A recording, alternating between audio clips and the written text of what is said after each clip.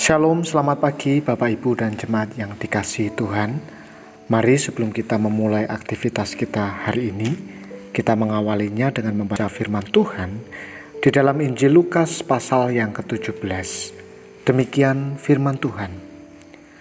Yesus berkata kepada murid-muridnya, "Tidak mungkin tidak akan ada penyesatan, tetapi celakalah orang yang mengadakannya. Adalah lebih baik baginya jika sebuah batu kilangan diikatkan pada lehernya, lalu ia dilemparkan ke dalam laut, daripada menyesatkan salah satu dari orang-orang yang lemah ini. Jagalah dirimu. Jikalau saudaramu berbuat dosa, tegurlah dia, dan jikalau ia menyesal, ampunilah dia. Bahkan jikalau ia berbuat dosa terhadap engkau 7 kali sehari, dan 7 kali ia kembali kepadamu dan berkata, 'Aku menyesal,' engkau harus mengampuni dia." Lalu kata rasul-rasul itu kepada Tuhan, "Tambahkanlah iman kami." Jawab Tuhan, "Kalau sekiranya kamu mempunyai iman sebesar biji sesawi saja, kamu dapat berkata kepada pohon ara itu, 'Terbantunlah engkau dan tertanamlah di dalam laut,' dan ia akan taat kepadamu. Siapa di antara kamu yang mempunyai seorang hamba yang membajak atau mengembalakan ternak baginya, akan berkata kepada hamba itu setelah ia pulang dari ladang, 'Mari segera makan'? Bukankah sebaliknya ia akan berkata kepada hamba itu, 'Sediakanlah makananku, ikatlah pinggangmu dan layanilah aku sampai selesai aku makan dan minum, dan sesudah itu engkau boleh makan dan minum'? Adakah ia berterima kasih kepada hamba itu karena hamba itu telah melakukan apa yang ditugaskan kepadanya? Demikian jugalah kamu. Apabila kamu telah melakukan segala sesuatu yang ditugaskan kepadamu, hendaklah kamu berkata, 'Kami adalah hamba-hamba yang tidak berguna. Kami hanya melakukan apa yang kami harus lakukan.'" Dalam perjalanannya ke Yerusalem, Yesus menyusur perbatasan Samaria dan Galilea. Ketika ia memasuki suatu desa, datanglah 10 orang kusta menemui dia. Mereka tinggal berdiri agak jauh dan berteriak, "Yesus, Guru, kasihanilah kami." Lalu ia memandang mereka dan berkata, "Pergilah, perlihatkanlah dirimu kepada imam-imam." Dan sementara mereka di tengah jalan, mereka menjadi tahir.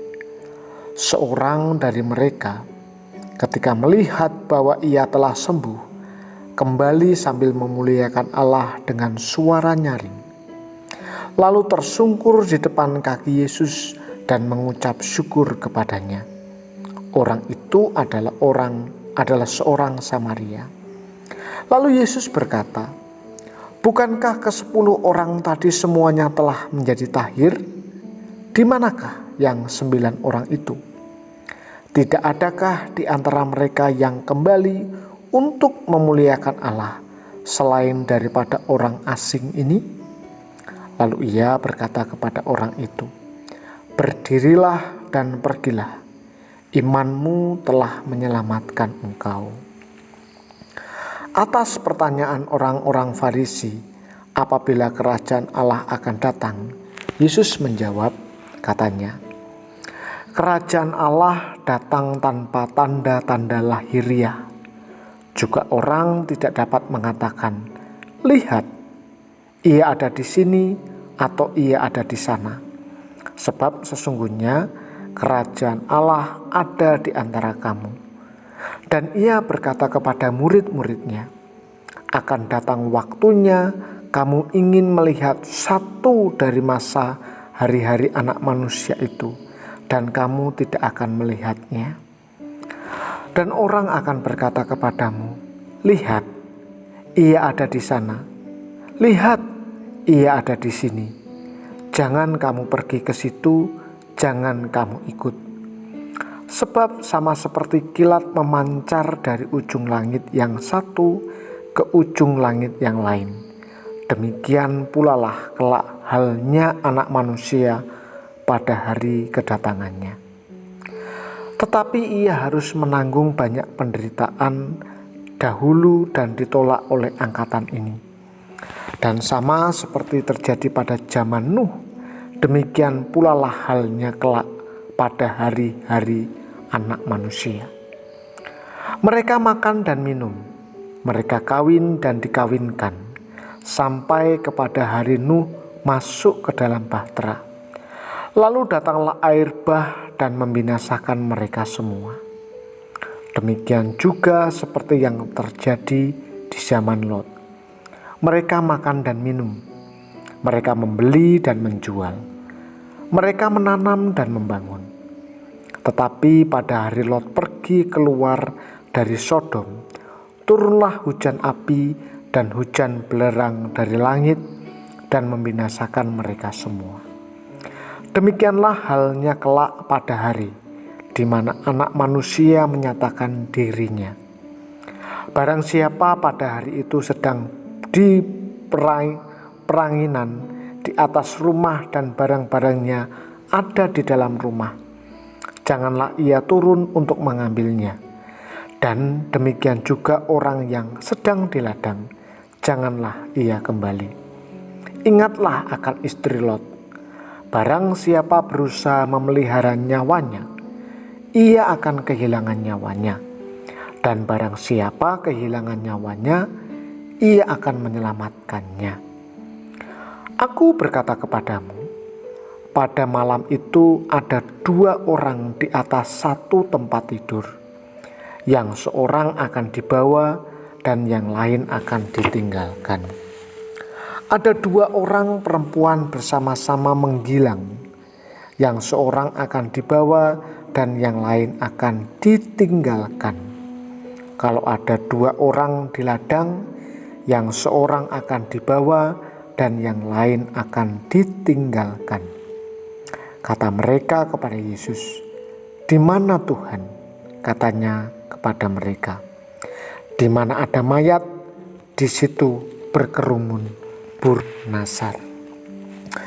Bapak, Ibu, dan jemaat yang terkasih di dalam nama Tuhan, menjadi murid Tuhan bukan hanya berbicara tentang hubungan pribadi dengannya, melainkan harus terkait juga dengan hubungan terhadap sesama.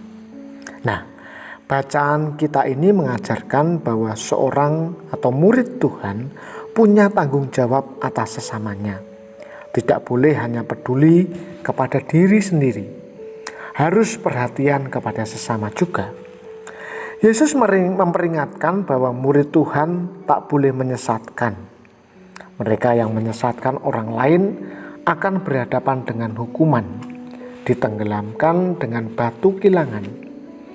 Begitu serius dampak sebuah penyesatan menurut Yesus, sehingga hukum bagi si penyesat pun tidak main-main. Murid Tuhan memang harus bertanggung jawab atas segala sesuatu yang mereka ajarkan. Walau demikian, kita tidak boleh menutup pintu maaf bila ada orang yang melakukan kesalahan. Relasi dengan Allah seharusnya memampukan kita untuk memulihkan relasi dengan sesama. Lalu, perlukah iman yang lebih besar untuk melakukan hal itu?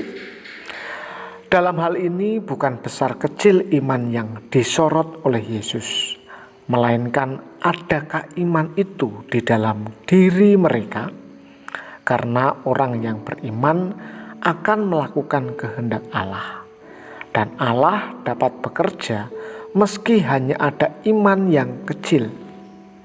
Iman harus mewujud juga dalam pelayanan. Ini tugas yang tidak bisa ditawar. Dan pada zaman Tuhan Yesus, hamba bertanggung jawab atas banyak hal, mulai dari menyiapkan makanan tuannya sampai bekerja di ladang. Pekerjaannya seolah tak habis-habis. Dan Tuhan Yesus memberi gambaran seorang hamba yang menyiapkan makanan bagi tuannya. Si hamba tidak boleh makan sampai tuannya selesai makan. Ia juga tidak boleh menerima ucapan terima kasih, seolah-olah telah melakukan hal yang istimewa. Ia melakukan karena memang itu tugasnya, itulah kewajibannya.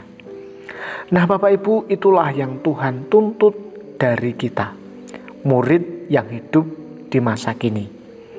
Meski menjadi murid Tuhan merupakan hak istimewa, jangan menganggap bahwa kita akan bergelimang kebahagiaan. Kita harus merendahkan diri dan bersedia mengutamakan orang lain. Kita harus mengabaikan diri bagi terlaksananya kehendak dan karya Tuhan di dalam dan melalui kita. Mari kita berdoa.